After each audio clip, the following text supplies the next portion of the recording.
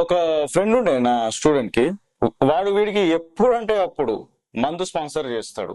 పనిలో ఉన్న, girl friend తో ఉన్న, చదువుతూ ఉన్నా, అరే పార్టీకి వచ్చేసే, సిట్టింగ్ కి వచ్చేసే అనేవాడు.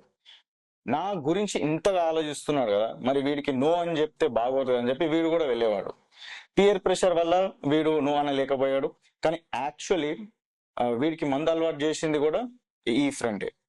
ఇందులో స్పెషల్ పాయింట్ ఏంటంటే, బర్త్డే వస్తే స్పెషల్ గా ఫారిన్ సర్క్ ఆర్డర్ చేసి మరి స్పెషల్ బర్త్డే గిఫ్ట్ రా, కార్లో పోయి రాగు అని అరేంజ్ చేస్తాడు.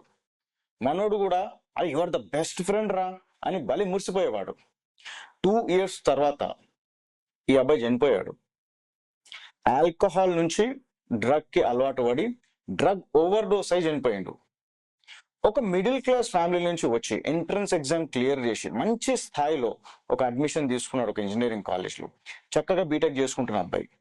వీడైంది మంచిగా చదివేది అని ఒక్క మనిషి కుళ్ళు దృష్టి ఇతని పైన పడింది. తట్టుకోలేని ఈర్ష్య కలిగి తన దగ్గర ఉన్న డబ్బు బలంతో ఒక అబ్బాయి జీవితంని నాశనం చేసిన స్టోరీ ఇది. తాగడం తప్ప రైటా అనేది కాదు ఈ వీడియో పాయింట్.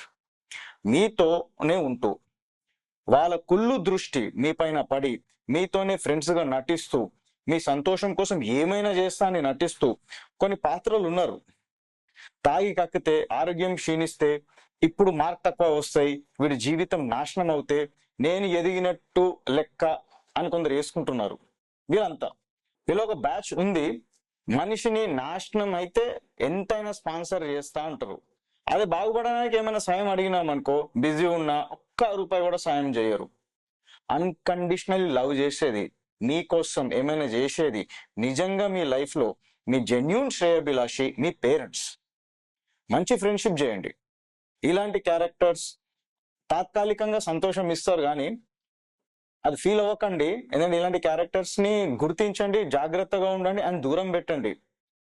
ఇప్పుడైనా అర్థమైందా?